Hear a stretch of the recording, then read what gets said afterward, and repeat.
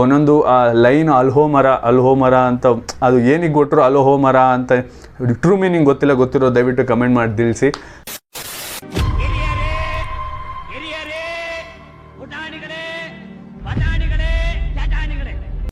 Hi ಎಲ್ರಿಗೂ ನಮಸ್ಕಾರ, ಮತ್ತೆ ಹೊಸ ವಿಡಿಯೋಗೆ ನಿಮ್ಮೆಲ್ರಿಗೂ ಸ್ವಾಗತ. ಸೊ ಕಾರಣಾಂತರಗಳಿಂದ ಅಂದರೆ ಯೂಟ್ಯೂಬ್ ಗೈಡ್ಲೈನ್ಸ್ ಪ್ರಕಾರ ಈಗ ಒಂದು ಯಾವುದೇ ವೀಡಿಯೋ ಆಗಲಿ ಅಥವಾ ಪ್ರೀವಿಯಸ್ ವೀಡಿಯೋ ಆಗಲಿ ಒಂದು ರನ್ ಆದರೂ ಸಾಕು ಕಾಪಿರೈಟ್ ಬರೋಕ್ಕೆ ಸ್ಟಾರ್ಟ್ ಆಗಿದೆ. ಅಂದರೆ ಮ್ಯೂಸಿಕ್ ಹಾಕಿದ್ರು ಕಾಪಿರೈಟ್ ಬರೋಕ್ಕೆ ಸ್ಟಾರ್ಟ್ ಆಗಿದೆ, ವಿಜುವಲ್ಸ್ ಹಾಕಿ ಮ್ಯೂಸಿಕ್ನ ಮ್ಯೂಟ್ ಮಾಡಿದ್ರು ಕಾಪಿರೈಟ್ ಬರೋಕ್ಕೆ ಸ್ಟಾರ್ಟ್ ಆಗಿದೆ. ಯಾಕಂದರೆ ಸರ್ಟೇನ್ ಚಾನೆಲ್ಗಳು ರೆಸ್ಟ್ರಿಕ್ಷನ್ ಅನ್ನೋದು ಇಟ್ಟಿರ್ತಾರೆ. ಸೊ ಅದರಿಂದ ನಾವು ಈಗ ಇಷ್ಟು ದಿನ ಹೇಗೆ ವೀಡಿಯೋ ಸಾಂಗ್ ತೋರಿಸಿ ಆಮೇಲೆ ರಿಯಾಕ್ಷನ್ ಕೊಡ್ತಿದ್ನೋ, ಈಗ ಆಲ್ರೆಡಿ ವೀಡಿಯೋ ನೋಡ್ಕೊಂಡಿರೋದ್ರಿಂದ ಈ ವಿಡಿಯೋದಲ್ಲಿ ಏನೇನಿತ್ತು, ಏನೇನಿದೆ, ಏನೇನು ನೋಡ್ಬೋದು ಅನ್ನೋದನ್ನು ನಾನು ನಿಮಗೋಸ್ಕರ ತಿಳಿಸ್ಕೊಡ್ತಾ ಇದ್ದೀನಿ. ಸೊ ಫಸ್ಟ್ ಟೈಮ್ ಯಾರಾದರೂ ಬಂದರೆ ದಯವಿಟ್ಟು ಚಾನಲ್ನ ಸಬ್ಸ್ಕ್ರೈಬ್ ಮಾಡ್ಕೊಂಡು ನೋಡಿ ಅಂತ ಹೇಳ್ತಾ, ಸೊ ಸಾಂಗ್ ವಿಷಯಕ್ಕೆ ಬಂತಂದರೆ,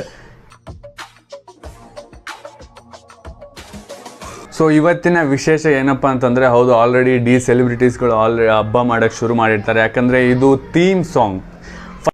ಸಾಂಗು ಇದ್ದರೆ ನೆಮ್ಮದಿಯಾಗಿರಬೇಕು, ಕಿತ್ಕೊಂಡು ಹೋಯಿತು. ಯಾಕಂದರೆ ವ್ಯೂಸ್ ಆಗಲಿ, ಒಂದು ಅಡಚಣೆ ಆಗಿರೋದ್ರಿಂದ ಅದಕ್ಕೂ ಮತ್ತು ಈ ಸಾಂಗ್ ಟೈಟಲ್ಸ್ಗೂ ಲಿರಿಕ್ಸ್ಗೂ ಮ್ಯಾಚ್ ಆಯ್ತಿತ್ತು. ಇದ್ದರೆ ನೆಮ್ಮದಿಯಾಗಿರಬೇಕು. ಅವ್ರದ್ದು ಡಿ ಬಾಸ್ದು ಫೇವ್ರೇಟ್ ಡೈಲಾಗ್ ಬೇರೆ ಅದು, ಎಲ್ರಿಗೂ ಅಚ್ಚುಮೆಚ್ಚು ಅಂತಲೇ ಹೇಳ್ಬೋದು, ಯಾರು ಹೇಳಿದ್ರೆ ಅಂತಲೂ ಗೊತ್ತು.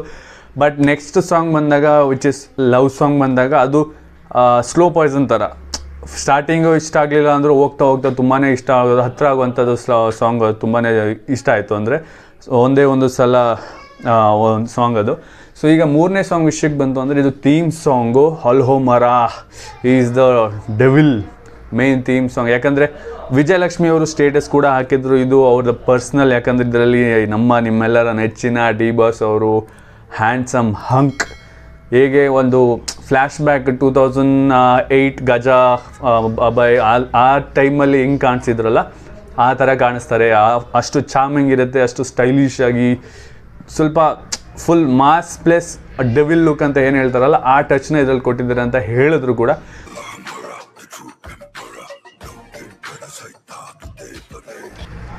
ಇನ್ನು ಸಾಂಗ್ ವಿಷಯಕ್ಕಂತ ಬಂದರೆ, ಈ ಸಿಂಗರ್ ಆಗಿರ್ಬೋದು, ರೈಟರ್ ಆಗಿರ್ಬೋದು, ಅನಿರುದ್ಧ್ ಶಾಸ್ತ್ರಿ ಅವರೇ ಆಗಿರೋದ್ರಿಂದ, ಯಾಕಂದರೆ ಇವರು ಡಿ ಬಾಸ್ಗೆ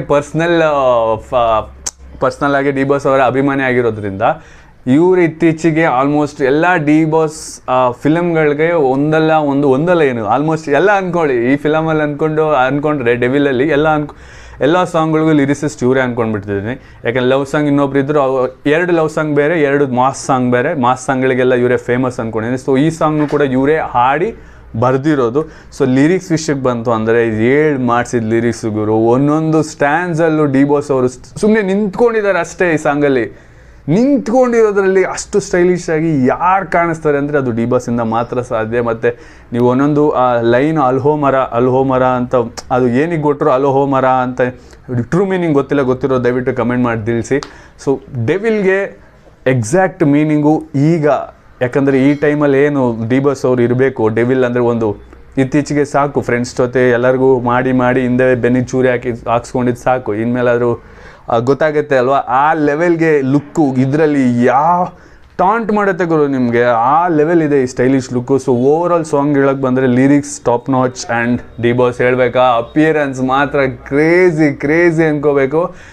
ಓವರ್ ಆಲ್ 3.5 ಮಿನಿಟ್ ಸಾಂಗಲ್ಲಿ ಹೇಗೆ ಕಾಣಬೇಕು, ಲಿರಿಕ್ಸಲ್ಲೇ ಈ ಲೆವೆಲ್ ಸ್ಟೈಲಿಶ್ ಆಗಿದ್ದಾರೆ. ಇನ್ನು ಥೀಮ್ ಸಾಂಗು ಎಂಟ್ರಿ ಸಾಂಗ್ ಆಗಿದ್ದರೆ ಮಾತ್ರ ದೇವರಣೆಗಳು ಹೇಳ್ತಿದ್ದೀನಿ, ನೆಕ್ಸ್ಟ್ ಲೆವೆಲ್.